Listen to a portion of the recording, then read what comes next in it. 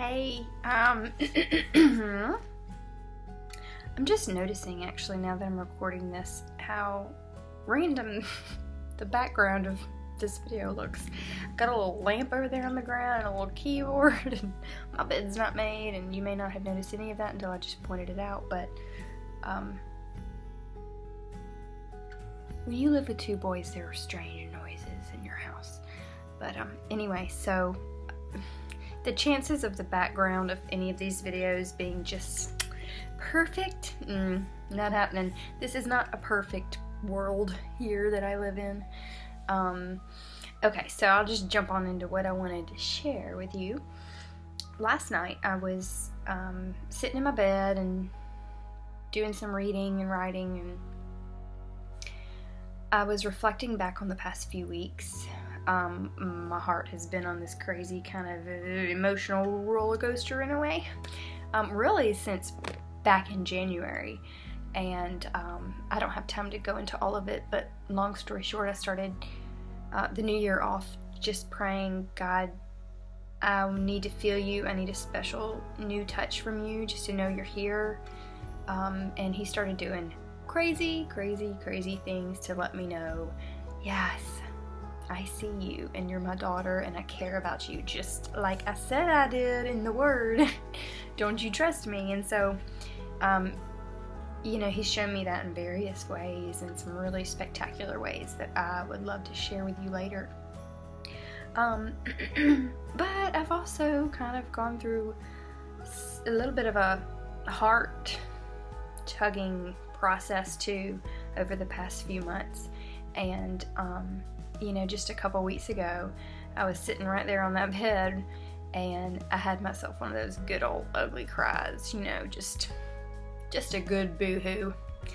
Yeah, we need those. I guess they're cleansing. I don't know what the purpose is of them.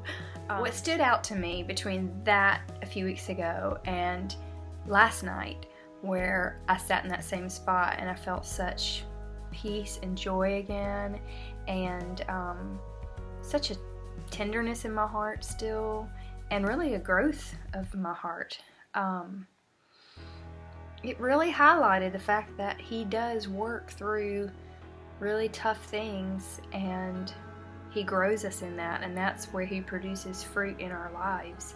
And you know, I think a lot of times we try to get out of those painful situations. I mean, who wouldn't? Who likes to hurt? Nobody. And so we rush that process, and it even says, you know, in scripture, that to consider it joy, that's hard, when we face trials, knowing the testing of our faith is producing endurance. And it goes on to list all of the things it produces, and then it says, which must complete its work for you to be whole and complete, lacking nothing.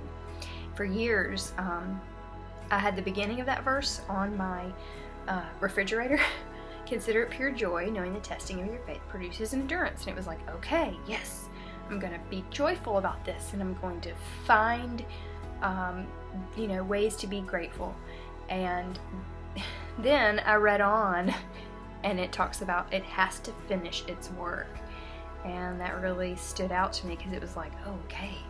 So this is not just a matter of a few days of really plugging along. This is a long-term process, and you know, in different seasons and circumstances it may be shorter or longer than others, and really in this most recent one for me, it's just been a matter of, well, days and weeks, thankfully. And I wanted to share, though, real quick, a wonderful devotion by Oswald Chambers that talks about this. This perseverance and endurance, and looking at it kind of in a different light.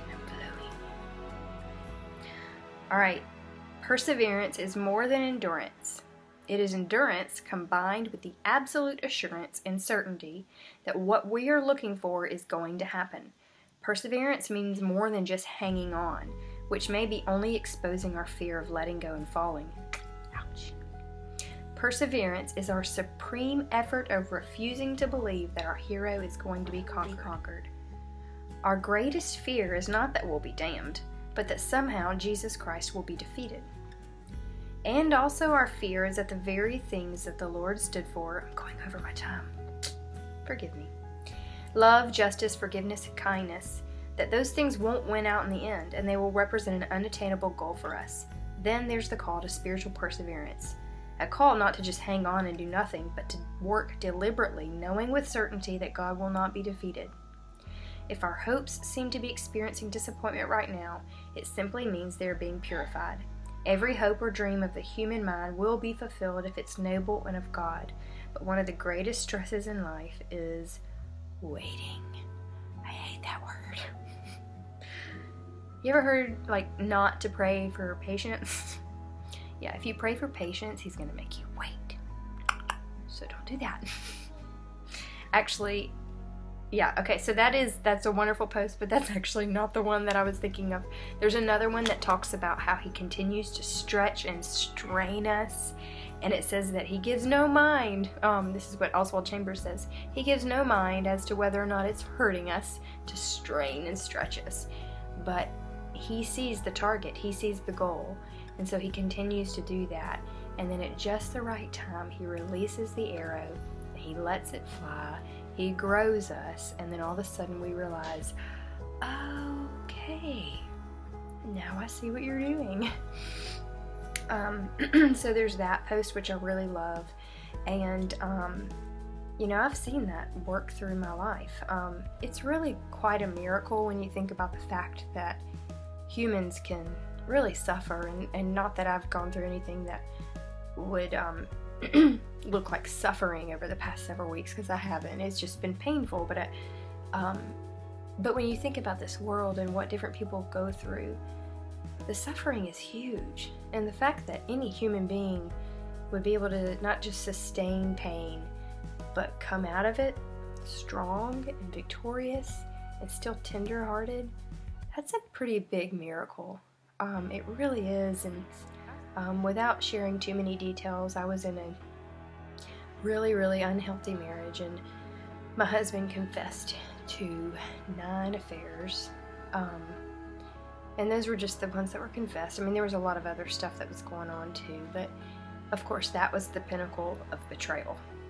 That was the biggest punch, you know, that really brought me to my knees. And I think in a situation like that, even if it were just one, I mean, that would make somebody's heart turn to stone, you know, even temporarily, and for it to be so many, and to go on for such a long time, you know, that's really, really, really painful. And so to even come out of that tender-hearted at all, you know, I'm not bragging on myself by any means, because my flesh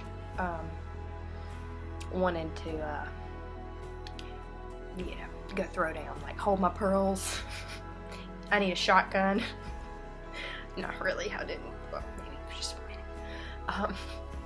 But over the days, months, years, you know, since that, through that, I was able to completely forgive him and these other women, and come out of that with a very soft and compassionate heart still, and that is only through him.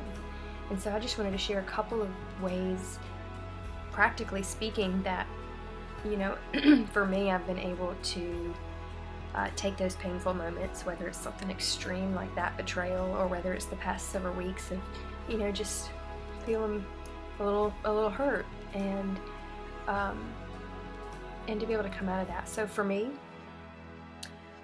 the word is number one. Like, that is, even if you don't feel it, and you don't feel like reading it, and you think, no, I just want to punch something. Well, punch something and then get in the word. And because there's so much, it's so life-producing. And he says, be transformed by the renewing of your mind. And so I found that worship, the word, and community transform my mind. And once my mind is transformed, my actions are transformed, and then eventually my heart is transformed. And so, you know, getting in here just a few weeks ago, on that bed when I was really crying out to the Lord and not understanding some things, he took me to Joel chapter 2. Joel, I don't know. But I just started reading it out loud, and I read it several times, and every time I read it, it really started to come to life. It really did, and makes so much sense. This is not just some ancient book. I mean, it really breathes life into us. So that's the first thing, is the Word. And then worship. I wake up, and when I'm putting makeup on in the morning and getting ready for work, I have music on, and it just really sets the tone for my mind and my day. When I'm cooking, when I'm cleaning, and when I'm happy, when I'm sad, it's music. And a lot of times, most of the time, it's worship. And it really does help me to just remove myself from the circumstances of daily life and take a broader look at meaning and purpose and telemarketer. And so worship's huge. And then community. Oh my goodness, I cannot even imagine doing life without people who are so faithful, loyal, funny, encouraging. I mean, text messages, emails, phone calls, accountability, just people loving on you, sharing scripture with you, shooting you songs and prayers, laughing with you, bringing you a bottle of wine if you need it. I can't imagine. I don't even understand how people function in this world without true friends and community. So I wanted to share those things. Was there anything else? Okay, C.S. Lewis, and I'm sure you've heard this quote from him about love and the vulnerability of it. And I just want to end with this. I am so far, I don't even know if anybody's listening to this anymore. Okay, just another reminder to keep our hearts, why we want to keep our hearts open and soft, even if it means opening them up to being hurt. To love at all is to be vulnerable. Love anything and your heart will certainly be wrung and possibly broken. If you want to make sure of keeping your heart intact, you must give it to no one, not even an animal. Wrap it carefully around with hobbies and little luxuries. Avoid all entanglements. Lock it up safe in the casket of your selfishness. But in that casket, safe, dark, motionless, and airless, it will change. It will not be broken. It will become unbreakable, impenetrable, and irredeemable. To love at all is to be vulnerable. The only place safe from the dangers of love is hell. So hang in there, persevere, it is worth it, because a fruit is being produced in your life that far exceeds any trial or momentary suffering that you're going through. All right, have a great night. Okay.